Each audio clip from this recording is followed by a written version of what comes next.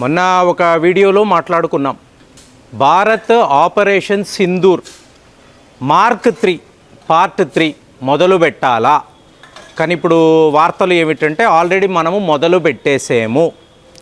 చూడండి, సైబుల్లా అనబడే ఒక కరుడు కట్టిన తీవ్రవాది. ఇక్కడ ఒక ట్విస్ట్ అంటే మన మీడియా కూడా, చైనా, పాకిస్తాన్, వెస్టర్న్ మీడియా వీళ్ళు తప్పుడు కథనాలు రాస్తున్నారు చూసారా. సో మీకు ముళ్ళును ముళ్ళుతోనే తీయాలి అన్నట్టుగా ఇవాళ మనము కూడా అలాంటి ఒక క్యాంపెయిన్ మొదలుపెట్టాము. సైబుల్లా అనబడే తీవ్రవాది పోయాడు, ఇది వార్త. సో ఇక్కడ మీరు చూడాల్సింది సింధ్ ప్రావిన్స్లో ఈ సైబుల్లా అనబడే తీవ్రవాది నివసిస్తున్నాడు. సో మొన్న మధ్యాహ్నం పూట ఒక 2 PM అలా బయటికి వెళదాము అని అనుకున్నాడు. సో సేఫ్గానే ఉన్నాను, చుట్టూరుతా ఎవరు నన్ని హతం చేసేవాళ్ళు లేరు అని అనుకున్నాడు. ఇంటి నుంచి బయటికి వచ్చాడు, రోడ్డు మీదకి వచ్చాడు. ఇంతలో ద ఫేమస్ అన్నౌన్ గన్మెన్ అంటే ఇండియన్ మిలిటరీ సీజ్ ఫైర్ ప్రకటించింది. కానీ అజిత్ దోవెల్ గారి టీం మాత్రము లేదండి, మాకు ఎటువంటి సీజ్ ఫైర్ లేదు, మా మిషన్ కంటిన్యూ అవుతుందని అనుకున్నారు. టకా ఈ సైబుల్లా దగ్గరికి వచ్చారు. ఇష్టానుసారము ఇతని మీద కాల్పులు జరిపారు. ఆ ఫోటోలు ఇప్పుడు చూపించలేమండి, చూపిస్తే మీకు ఈ వీడియోని ఆపేస్తారు.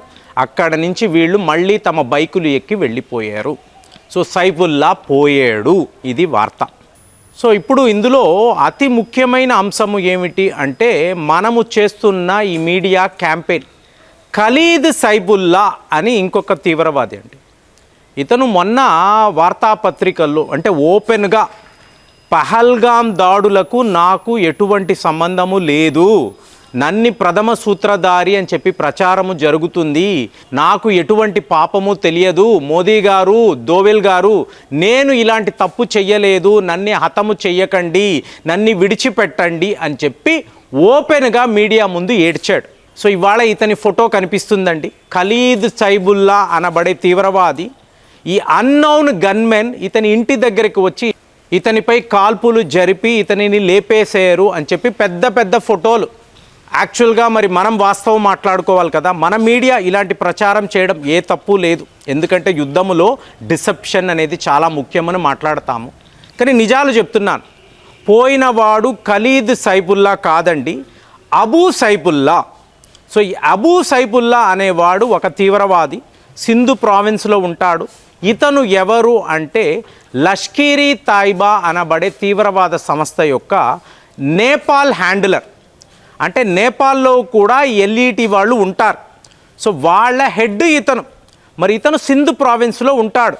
సో ఇతన్ని వీళ్ళు మార్క్ చేశారు, అజిత్ దోవెల్ టీం వాళ్ళు మార్క్ చేశారు. ఓపెన్గా చెప్తున్నాను, ఎందుకంటే వాళ్ళు అంత పచ్చిగా మాట్లాడుతున్నప్పుడు మనం ముసుగులో గుద్దులాటలో అవసరం లేదండి.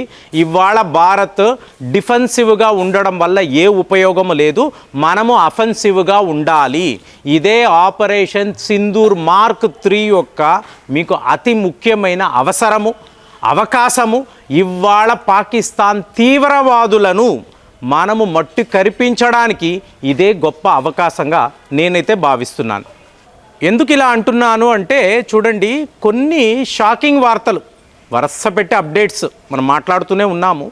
మనము 4 రోజుల ఈ దాడులు చేసిన తరువాత పాకిస్తాన్ ఏం చేసింది అంటే, పాకిస్తాన్ యొక్క ఈ రాజకీయ నాయకులు ఇంక్లూడింగ్ షాబాజ్ షరీఫ్ వీళ్ళు ఇమీడియట్గా అమెరికాను సంప్రదించారు, మార్కో రూబియో. సో ఇతన్ని సంప్రదించి ఎట్టి పరిస్థితుల్లో ఏదో ఒక రకంగా యుద్ధాన్ని ఆపండి. ఇప్పుడు భారత్ అయితే మాకు వచ్చిన ఇంటెలిజెన్స్ రిపోర్ట్ ప్రకారము మమ్మల్ని విడిచిపెట్టరు. సో మా ఎయిర్ బేసెస్ ఒక్కొక్క దాన్ని వాళ్ళు ఎంచుకుంటున్నారు, పూర్తిగా వాళ్ళు డెస్ట్రాయ్ చేస్తున్నారు. ఇంకొక వర్గము చెప్తున్నది ఏమిటి అంటే కరాచీ ఎయిర్పోర్టును వీళ్ళు చాలా పెద్ద లెవెల్లో ధ్వంసము చేయడానికి, బ్రహ్మోస్ లాంటి అస్త్రాలను వాడడానికి కూడా, అంటే INS విక్రాంత్ని డైరెక్ట్గా అక్కడికి తీసుకువచ్చి డిప్లాయ్ చేసి వీళ్ళు కరాచీ పోర్టును లేకుండా చెయ్యబోతున్నారు. ఇక్కడ మాకు అతిపెద్ద ఫ్యూయల్ రిజర్వ్స్ ఉన్నాయి కదా, దయచేసి ఆపండి అని పాకిస్తాన్ వాళ్ళు అమెరికా యొక్క ఈ మార్క్ రూబియో కాళ్ళ మీద అలాగే రాస్తున్నారు.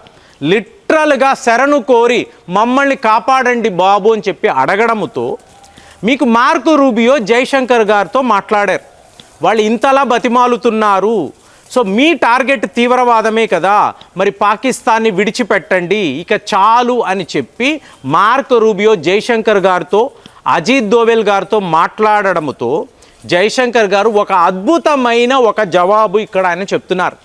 ఆయన ఏమంటున్నారు అంటే, మోదీ గారు మా ట్రై సర్వీసెస్కి పూర్తిగా గ్రీన్ సిగ్నల్ ఇచ్చారు.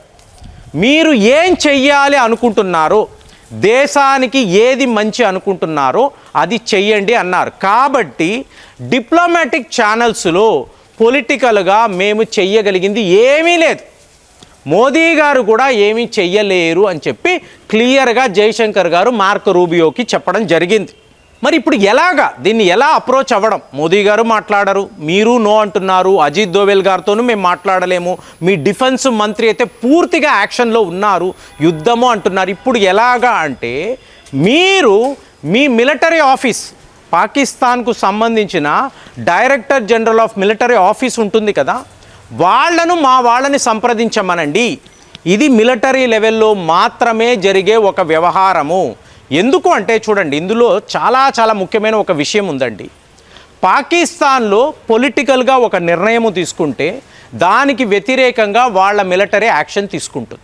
కుదిరితే మీరు మా మిలిటరీతో సంప్రదింపులు జరపండి అంటే, తరువాత పాకిస్తాన్ యొక్క మిలిటరీ అధికారులు మన వాళ్ళను సంప్రదించి మేము చెయ్యగలిగింది ఏమీ లేదు, మీరు వరుసపెట్టి దాడులు చేస్తున్నారు, మా వైపు మిమ్మల్ని ఆపే అవకాశము ఏమీ లేదు, ఒకవేళ మీరు కరాచీ పోర్టు మీద పనిగట్టుకొని దాడులు చేశారు అనుకోండి, మా వద్ద ఉండే ఆయుధాలు ఏవైతే ఆయుధాలు ఉన్నాయో వీటిని పెట్టుకొని మేము భారత్తో ఒక యుద్ధము చెయ్యాల్సిన పరిస్థితి ఉంది, ఇదైతే మేము చేస్తాము, మేము ఆపలేము, తర్వాత మీ ఇష్టము అని చెప్పి వాళ్ళు చెప్పడము.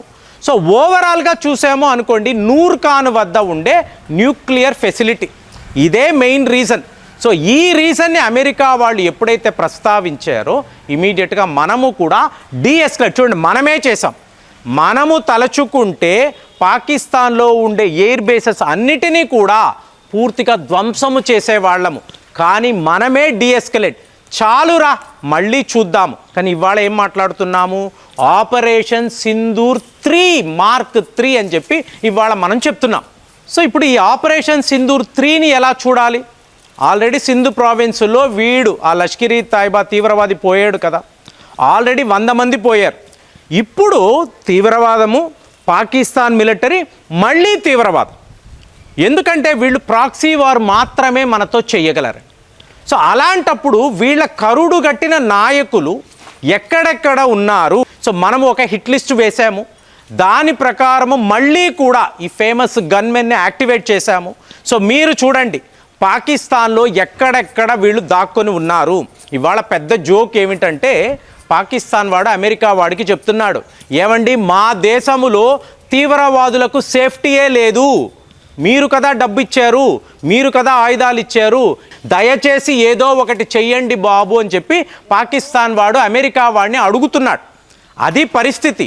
కానీ మన హిట్ లిస్ట్ మాత్రము ఎంత క్లియర్గా ఉందంటే, ఆపరేషన్ సింధూర్ 3 మీకు ఆగదు.